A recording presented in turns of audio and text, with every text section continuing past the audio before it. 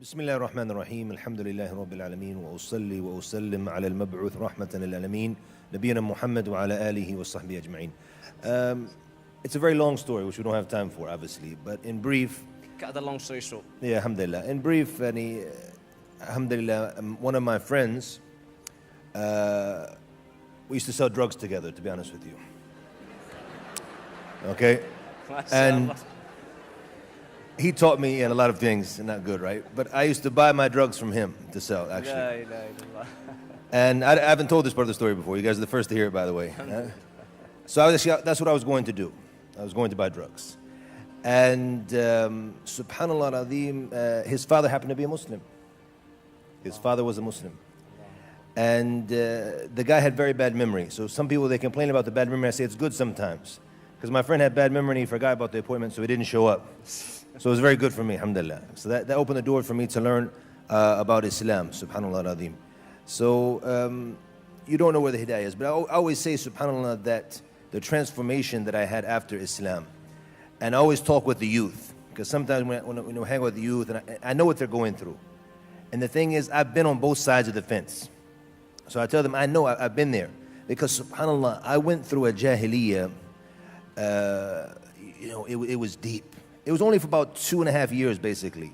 But it was really, really deep. Basically, subhanallah, I don't want to brag about things I did because it was bad things, but I've done it. So you can't come to me and say, oh, this is it, that's it. Because I lived that life. I did all of these things. And then I lived the life of Iman and the life of Islam. And you can see the difference. And the difference, subhanAllah, the feeling inside. And subhanAllah, and I knew as a person I needed to be more religious. And I was searching for religion. But obviously I didn't find that in the Christian faith. So subhanAllah, I always say, I was describing it to the brothers like somebody who's been risen up from the people, and he sees them in darkness, and he's in light. After I became Muslim, that's how I felt, because Allah subhanahu wa ta'ala gave me this nur, He gave me this light and opened up my heart. So subhanAllah, and I always tell the brothers who are struggling to practice, and want to come to the Deen, I've been there, I've done it. I came up during the time, now they're trying to be, Snoop Dogg and all these guys, and when he first came out, I was there. That was my days. When that stuff first started becoming really popular, that vibe, the hip-hop culture, when the early 90s, when it really, really came hard onto the youth, I was there. That's when I was, doing my thing before Islam.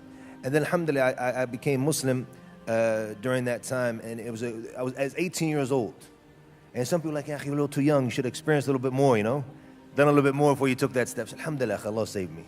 If I could have became Muslim when I was 16, I would have asked Allah to do it. But alhamdulillah, at the same time, the things that I did before Islam have shown me the blessing of what I have now. And it makes me, wallahi, hold even firmer to my deen, alhamdulillah. Because of the difficulties I went through and the things I did. And then when Allah subhanahu wa ta'ala guided me. So I always advise my brothers and advise my sisters, to be thankful of having this ni'mah, being raised as a Muslim, not having to go through the difficulties you went through, and to strive to practice your deen, and to be happy with this ni'mah of hidayah. There is no greater ni'mah than hidayah. And there's no better feeling. I have a lecture, by the way, I gave in Sudan. If any of you are with me on Twitter or on Facebook, the people thought I was a little bit crazy because I called it the ultimate high. Okay?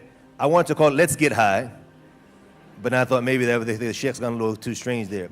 But I was talking about the Iman rush, how you feel, because people who are getting high, they're looking for something inside because they're missing something. But I said, alhamdulillah, when you have that Iman, you don't need that.